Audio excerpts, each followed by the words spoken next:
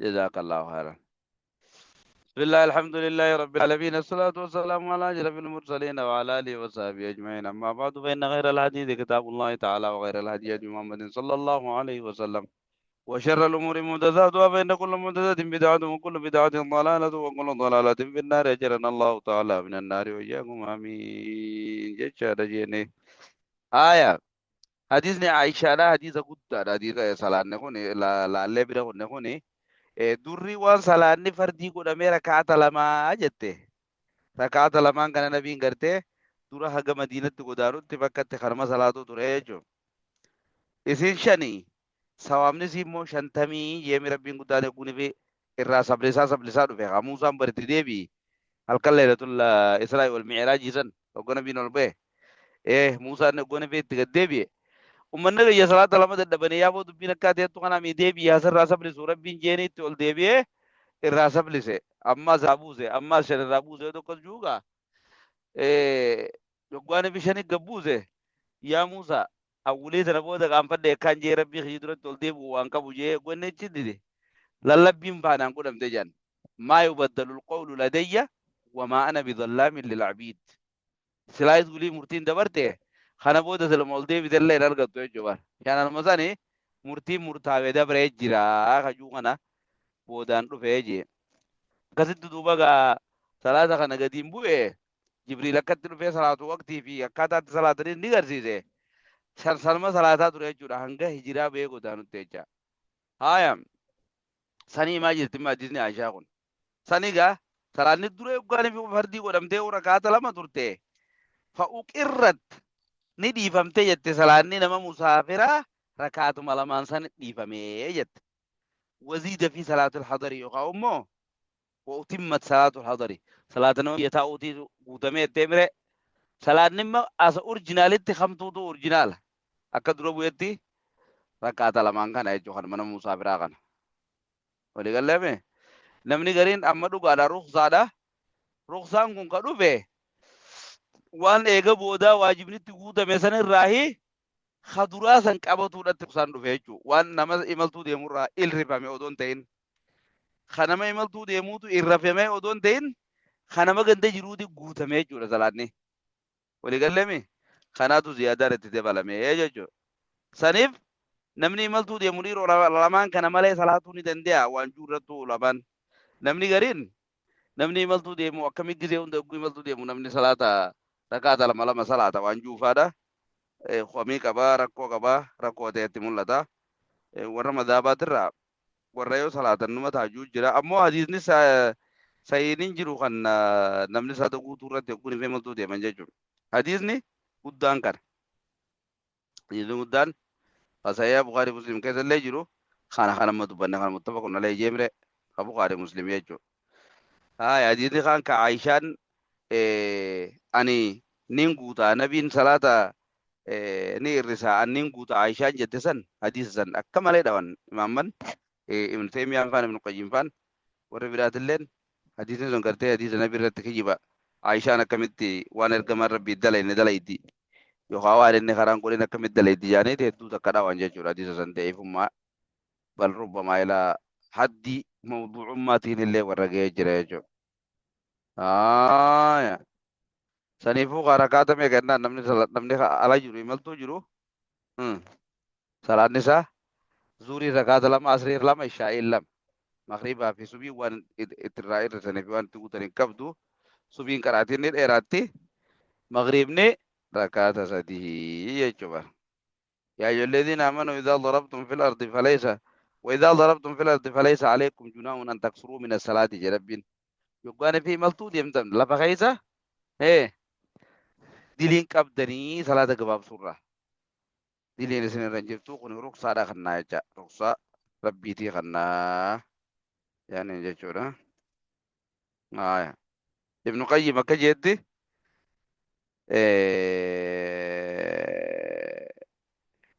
أنه أتم الرباعية في السفر البتة نبين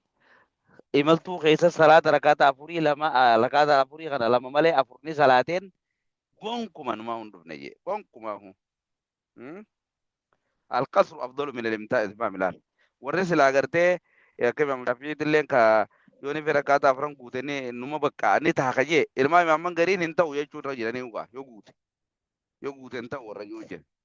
aya ne ta zo rajo ni jira me amma jumhur ka jan yoni ifi salata kana gabaabsuutu guutuurra caalaa ka joosan halka isaa fudhannetu bitan salaanni lamni lame maltuu deemu rakaatuma lamaan san salaatu turra caalaa jechuudha guutuurra wal faamnee mi jedhan olis qabnee gadis qabnee rakaata lama san salaatuutu irra caalaa waan joosan dubbanna jechuudha aya وعن عائشة رضي الله عنها أن النبي صلى الله عليه وسلم ويرى ديف من ربي سير راجالته نبي ربي كارنته يقصر في السفر imaltuu keessatti salaata ka gabaabsute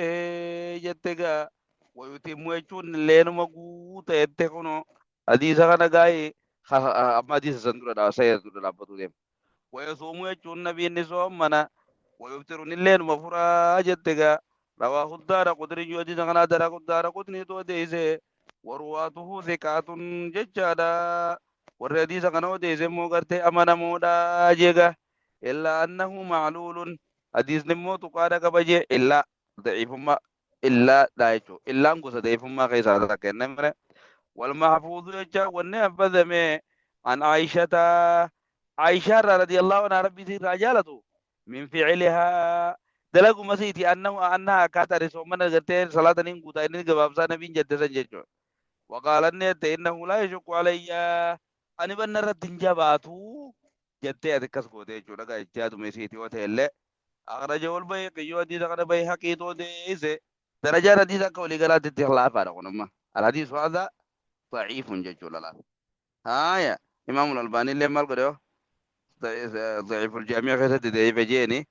إنما ابن القيم فان يقول وسمعت شيخ الإسلام ابن تيمية دقيجي وهو كذب على رسول الله يدينون كما ربي رد خجيب خايم يجي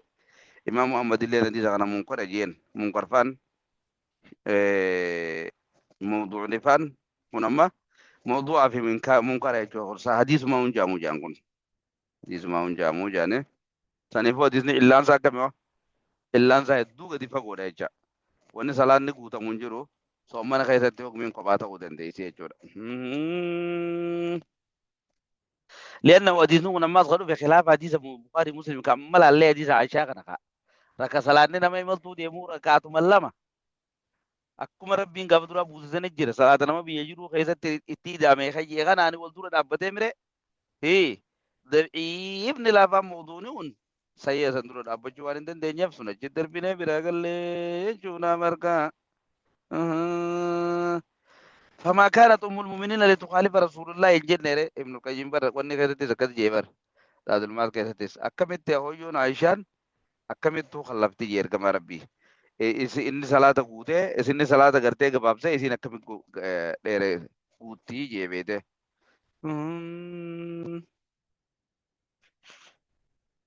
وعن ابن عمر رضي الله عنهما قال عبد الله المؤمن الرودي فمربي سر جالت إسافي بازار إلا داني جي عبد الله قال رسول الله صلى الله عليه وسلم اركم ربي نجي إن الله تعالى ربي نولانته يحبني جالتا أن توتا رخصه فيستان إساد فمودا جالتا رخصان إساد فمودا جالتا كما يقرأ وجونا كجب بتجي أن توتا معصيته wanneen isaa gartee maasiyaan qaalii isaa cabsuun dhufamuu ka jibbutti feestaan isaatis ruqsaa wanni rabbiin ruqsaa namaa godhe tokko yoo namni gabrichis itti dalagate akkasi jaalataa jechuudha. Haaya namni tokko akkoo imaltuu keessa deemuu soomannee akkootti jabaate furuun ruqsaa. Namni tokko akkoo imaltuu deemuu salaata gabaabsuun ruqsaa. Kana gartee rabbiin guddaan namni gabrichi akkootti dalage ni jaalate jechuudha. Akkuma maasiyaa dalaguu jibbutti رخصة دلقو خناس ربين قدان جالتا هاي إن الله تعالى ربي ولا ناتي يحبني جالتا أن توتا رفمودا جالتا جيبو رخصه جنگرتي رخصان سا رفمودا جالتا جي كما يكره وجونا كجيبوت جي أن توتا معصيته معصيان سا رفمو معصيان سا دلقمو يجورا بر maasiyaan isaatiin dhufamuu yookaan maasiyaan isaa dalagamuu akka jibbutti ruqsaan isaa dalagamuu jaalataa jee rawaahu muhammadun hadiisa kana ammattoo deese jee wasaxaahu hadiisa kana sayya godhe ibnu qusaymaan sayya godhe jee وابن حبان اللين سيقول وفي رواية الرواية قريقة نجرا كما يحب أن توضع عزائمه يجبر أكا واجبني إسا دلقمو جالة التيجو عزائم جيجو جوالا مبكي ساقا بجان ما سيافي واجب يجو والا ما وان رارور كمي في وان التجيم يجو وان رارور كمي في وان التجيم يجو قل شو واجب خمانياتا في مامورات يجو وانت كتربين دلقي سنجي دلقو تراس دور كمو akka qaalii san godhuu jaalatutti ruqsaa kanaas dalagatu jaalataa jechuudha. Hadiisni gaa darajaan hadiisa kanaa sahiha jennaani. Fasanadu alaa sharti muslimin jechuudha. Shartii muslimirra jira. Shawaayida hedduu qaban mallee hadiisa ibnu Abbaas faarraa ibnu Mas'uud irraa illeedha. Hadiisni gartee sahih jechaadha. Imaamul Albaani illee jaami'u sahih keessatti hadiisa sahih jeenii jechuun.